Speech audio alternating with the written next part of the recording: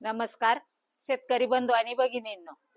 तर आता हे हिवाळ्याचे दिवस आहेत, तर आपल्या कोंबड्या आहे ना जास्ती ताणतणावामध्ये पण असतात. त्यांना आपण लेअरचं फीड देतो किंवा असं हे वल्य खाद्य पण देतो.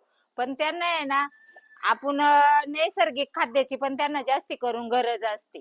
तर त्याच्यामुळं काय होतं, आपल्या कोंबड्या ह्या हिवाळ्यामध्ये आहे ना ताणतणावामध्ये पण जास्ती करून असतात. त्यांना योग्य ते आहाराची पण जास्ती गरज असते, नैसर्गिक खाद्याची जास्ती गरज असते. त्याच्यामुळे आहे ना आपण काय आज केलेलं आहे, तर मी 2 दिवस आहे ना गहू भिजत घातले. भिजत घालताना सुद्धा ते स्वच्छ धुतले आणि 2 दिवस भिजवल्याच्या नंतर पण ते चांगले स्वच्छ एकदम 2-3 पाण्याने धुतले. तर आपण गहू भिजत का घालतो की त्याच्यातले येतात नैसर्गिक घटक जागे होतात आणि त्याच्यामध्ये आहे ना प्रोटीन फायबर हे जास्ती असल्यामुळे आहे ना कोंबड्यांना त्याच्यामुळं त्यांच्या शरीरात उष्णता जास्ती मिळती, अंडी उत्पादन पण आपल्याला चांगलं मिळतं आणि त्याच्यामुळं आपल्या कोंबड्यांची पिस पण चमकदार होतात. आणि ह्या दिवसात कसं आपल्या कोंबड्या ताणतणावामुळं एकदम अशा जरा हिवाळ्यामध्ये ना कमजोर झालेल्या असतात. त्याच्यामुळे आहे ना त्यांना आहे ना हे गहू भिजवून आहे ना एक आठवड्यातून एक टाइम का ना, रोज रोज तर नाही, एक टाइम का ना, पण ते गहू भिजून आपल्याला त्याला देणं खूप गरजेचं आहे. त्याचं कारण मी सांगते. कारण नैसर्गिक खाद्य आणि त्याच्यात फायबर प्रोटीन जास्ती असल्यामुळे ना त्या कोंबड्यांना शरीरात उष्णता पण जास्ती करून वाढती आणि आपल्या अंड्याचं उत्पन्न पण चांगलं होतं आणि कोंबडा कोंबडी पण जास्ती करून आहे ना शरीरात उष्णता वाढल्यामुळं पण आहे ना क्रॉस होऊन आपल्याला अंडी उत्पादन चांगल्या प्रमाणात मिळतं.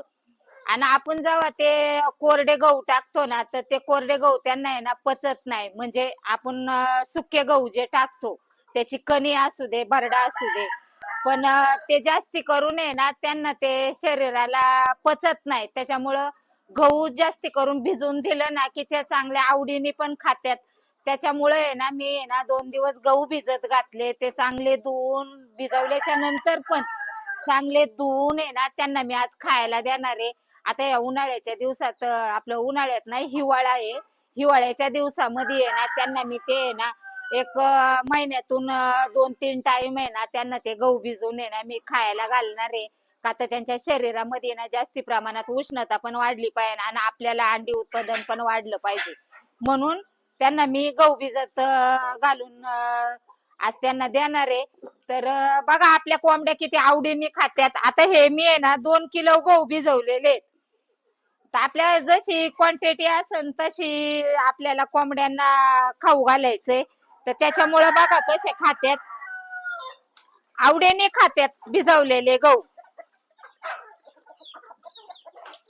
आता ह्याचा आहे ना जास्ती प्रमाणात चिक पडलेला आहे बघा, त्याच्यामुळे आहे ना आपल्या कोंबड्यांना आहे ना पचायला पण हलकं आणि ह्याच्यात भरपूर प्रमाणात फायबर प्रोटीन आपल्या कोंबड्यांना मिळतं. म्हणून आपल्या कोंबड्यांना आहे ना जास्ती करून आहे ना हे गहू द्यायचे. कारण सुके गहू जर घातले ना की त्यांना आहे ना पचत नाही.